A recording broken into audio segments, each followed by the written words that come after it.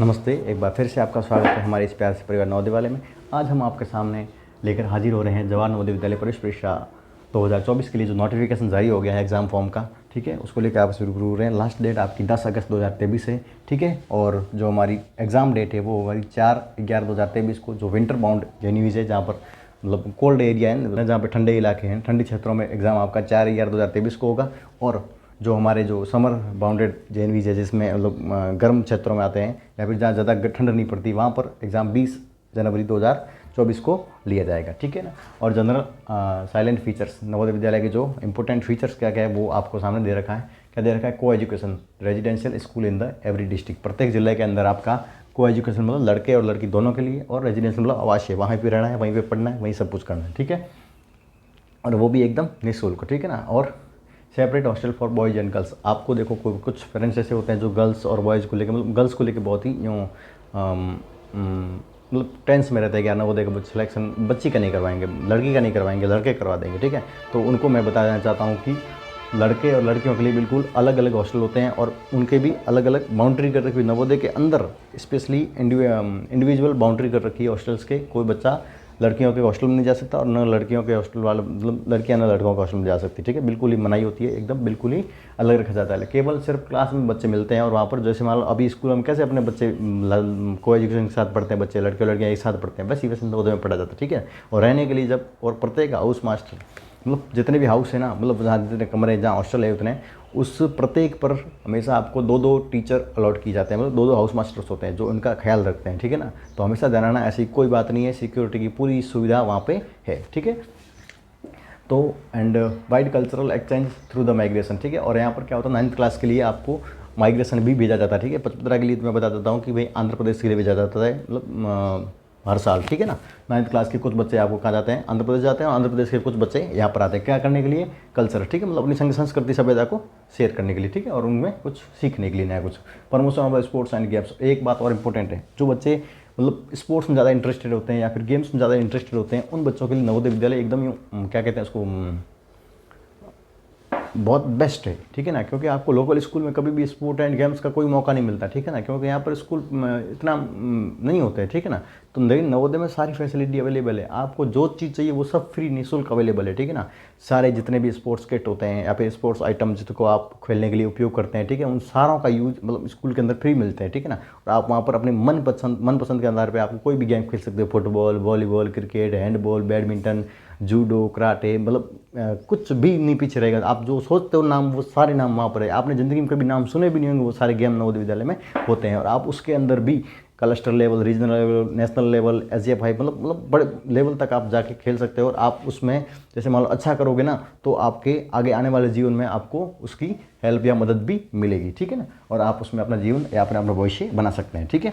और NCC, scout and guides, ठीक है, गाइड्स लड़कियों के लिए, स्काउट लड़कों के लिए। और NCC जो नेशनल कैडेट कोर होती है, उसमें क्या होता है, जो आर्मी में नहीं होते उनके लिए जो बेसिक लेवल पे जो ट्रेनिंग्स होती है वो सारी इसमें करवाई जाती है, ठीक है। और स्पेशल फीचर्स क्या है नवोदय विद्यालय के, वो देखो खास। अब देखो हमारा जो नवोदय विद्यालय है उसमें देखो जी मेंस, ठीक है ना, जी मेंस रिजल्ट होता है, उसमें हुआ है, उसमें देखो 4296 विद्यार्थियों में से, मतलब 4296 विद्यार्थी, मतलब 56% स्टूडेंट ने क्या किया है, 7585 में से क्वालिफाई किया है। मतलब कुल मिला के 50% से ऊपर नवोदय विद्यालय के ही विद्यार्थी है।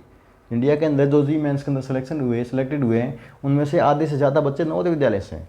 तो आप समझ सकते हो क्या क्वालिटी है उन एजुकेशन की, ठीक है ना। और जी एडवांस 2022, उसमें भी देखो 3000 में से 1000, मतलब 33% विद्यार्थी नवोदय विद्यालय से। 2000 में से 1000 विद्यार्थी, 1010 विद्यार्थी, कुल मिला 33.7% विद्यार्थी क्या हमारे नवोदय विद्यालय से ही सिलेक्टेड हुए हैं। नीट 2000 मतलब जो डॉक्टर के लिए पढ़ते हैं ना, उनके लिए कितना है, 24,807 में से 19,000, कुल मिला के 78% विद्यार्थी नवोदय विद्यालय के हैं। समझ रहे बात, नवोदय ने सारे, ठीक है। And best result in board exam, ये तो आप कहने की बात नहीं, ठीक है ना। आज तक रिकॉर्ड है कि नवोदय विद्यालय से आगे कोई सेंट्रल स्कूल नहीं जा पाएगी, ठीक है। CBSE की जितनी भी स्कूल हैं या फिर RBC मान लो, रिजल्ट नवोदय से बेस्ट किसी का भी नहीं रहा पूरे इंडिया के अंदर, ठीक है ना। और हमेशा 99.14% और 12th करा है 97.51%, ठीक है। तो इस प्रकार बेस्ट रिजल्ट के साथ में आपको बेस्ट फैसिलिटी, वो भी एकदम निःशुल्क, 1 रुपया नहीं लगता आपका, ठीक है ना। और एलिजिबिलिटी क्या क्या है, कैंडिडेट क्या होना चाहिए, 5वीं पास करते आपको एडमिशन दिया जाएगा। और 2023-24 में आप 5वीं पढ़ता हुआ होना चाहिए बच्चा, ठीक है। एंड वो कहीं कुछ भी हो सकता है, गवर्नमेंट हो सकता है, प्राइवेट हो सकता है, किसी भी स्कूल में पढ़ता हुआ होना चाहिए, ठीक है। सेम डिस्ट्रिक्ट में, जिसमें नवोदय है उसी के सेम डिस्ट्रिक्ट में functional to the seeking admission, जिसमें वो एडमिशन लेना चाहता है, उसी के जिले के किसी नवोदय विद्यालय में वो एडमिशन लेना चाहता है, तो उसी जिले के किसी विद्यालय में पढ़ता हुआ होना चाहिए। स्टडी फुल एकेडमिक सेशन, मतलब आपको पूरी तरीके से पढ़ा हुआ होना चाहिए, तीसरी, चौथी, पाँचवीं, तीनों क्लास आपको पूरी तरीके से पढ़ी हुई होनी चाहिए, तभी आप इस क्लास में नवोदय विद्यालय के फॉर्म भरने के लिए एलिजिबल हो, ठीक है। मतलब 5वीं में पढ़ रहा है बच्चा फॉर्म भरता है, ठीक है। और डेट ऑफ बर्थ क्या होनी चाहिए वो मैंने बता दिया, 1/5/2012 से लेकर 31/7/2014 के बीच में उसका जन्म हुआ होना चाहिए, ठीक है। और दूसरा क्या है, at least 75% seat district will be field by the candidate from the rural areas, मतलब ग्रामीण क्षेत्र नहीं होते उनमें 75 बच्चे आपको ग्रामीण क्षेत्र से लिए जाते हैं, ठीक है। और ग्रामीण परिवेश के होने चाहिए, ठीक है, और ग्रामीण में होना चाहिए। रिजर्वेशन ऑफ SC ST, अब एक बात ध्यान रखना, यदि मान लो आप एक दिन भी, एक सिंगल डे, ठीक है ना, सिंगल दिन भी आप किसी यदि शहरी विद्यालय में पढ़े हो तो आपको शहरी विद्यालय में काउंट किया जाएगा, मतलब अर्बन काउंट किया जाएगा, रूरल नहीं माना जाएगा, ठीक है। हमेशा ध्यान रखना, यदि एक दिन भी आपने तीसरी, चौथी, पाँचवीं तीनों में से किसी क्लास को रिजर्वेशन इधर, ठीक है, हो गया, मतलब 1/3 भाग गर्ल्स ली जाएगी, ठीक है ना, मतलब तीसरा भाग 33% गर्ल्स ली जाती है और 66% लड़के आते हैं, ठीक है। इस प्रकार ये रहता है, ठीक है।